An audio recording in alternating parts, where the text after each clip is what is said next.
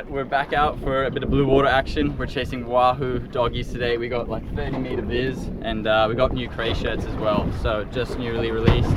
We'll be out in about 2 weeks time, and Harry's got the black crayfish, and Jack's wearing the natural color. And yeah, we're pretty stoked. We got hoodies as well, and we're pretty much gonna run you through a few of the things that we do for blue water. Gonna show you how we set up our floats, our float line and everything, and then we're gonna jump in. Fingers crossed we see at least one Wahoo or a doggy, and I'm feeling pretty hopeful. We got extremely good visibility.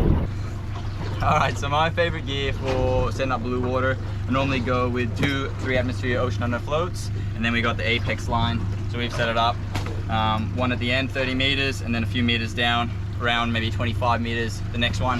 That way the fish aren't going any deeper than 25, and we just throw it out, feed it all, and then we'll just feed that 30 meters out. We've got 2 sets of floats. You got those one at the back already there, and we'll run 2 big guns, 1 reel gun, and then 1 boatie.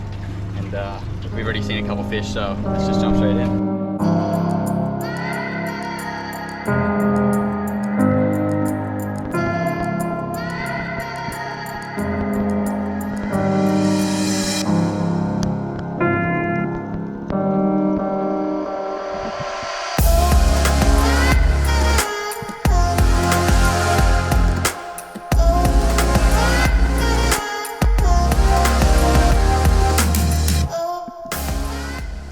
This shelf trip started off pretty ordinary, with both me and Jack getting a little bit seasick on the way out, plenty of sharks getting around, and the first few drifts were not too lively. We were still seeing heaps of Spanish mackerel, which is pretty usual when you're out at the shelf, just that pelagic species. There's just heaps of mackerel, lots of jobfish, and all the things that we kind of want to see, but we weren't really seeing dogtooth tuna or Wahoo.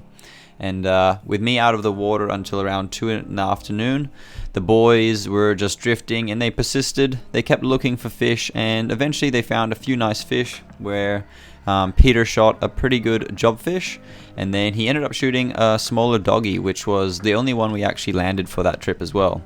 And it was pretty cool to get those fish early on in the day.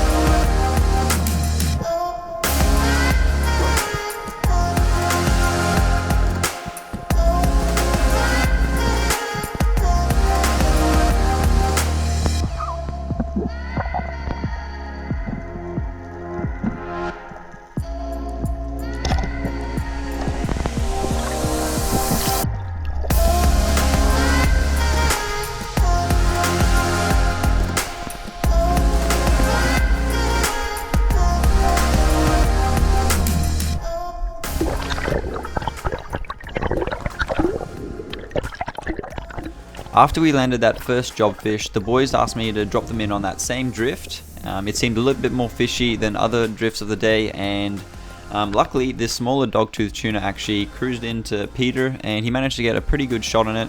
He did shoot it on his reel gun, which made it a pretty hectic fight, and the sharks were super fired up as well.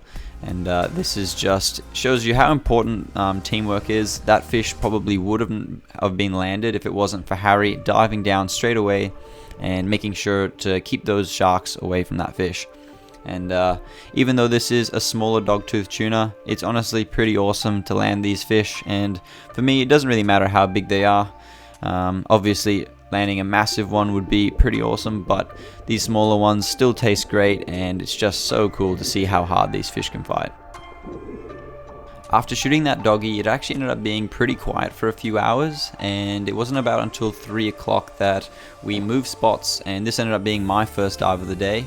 And we moved to a different pinnacle where we'd had luck in the past with pretty big doggies, and first drift, this nice big jobfish swims up to me, and believe it or not, while I was mucking around with this thing, there was actually 2 20 to 30 kilo Wahoos just swimming right beside me, and I actually didn't notice them at the time, but luckily Harry was onto him, and while I was dealing with this fish, he went for the big Wahoo, and him and Peter managed to land the fish together, and it was honestly such a special moment getting that fish into the boat.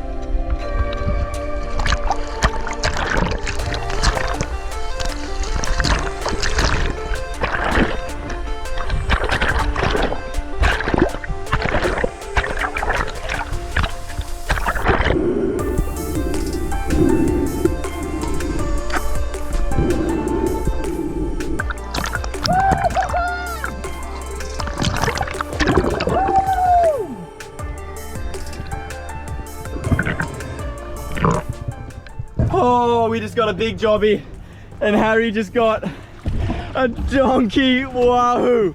That's easy 20 kilos. Wow, slow day, and it all just happens at the very end.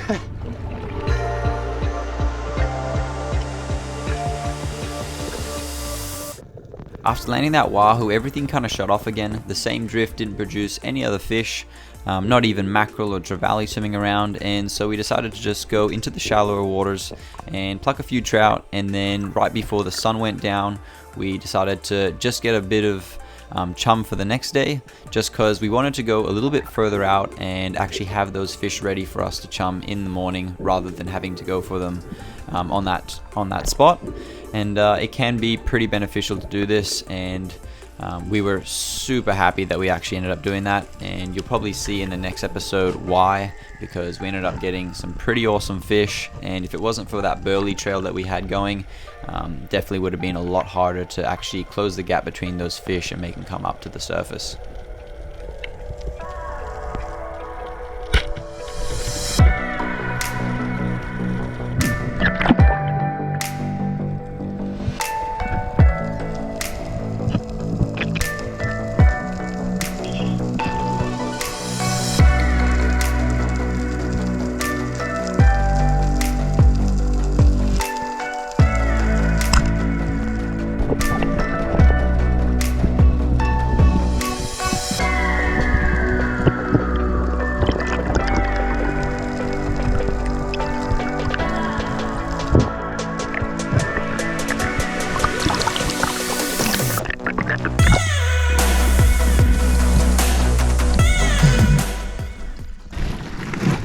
All right, how do we do, boys? We got put him in the esky. Can we see if he fits? See? No. Well, that's easily pushing 20 kilos. And then underneath we got 2 nice jobfish and even a dogtooth tuna as well. Look at that. Absolutely stoked. Me and Jack got a little bit sick. I didn't actually end up diving until probably 2 in the afternoon, and then Jack called it at like 1 o'clock in the afternoon. Then these 2 boys persisted. They don't get seasick, but yeah.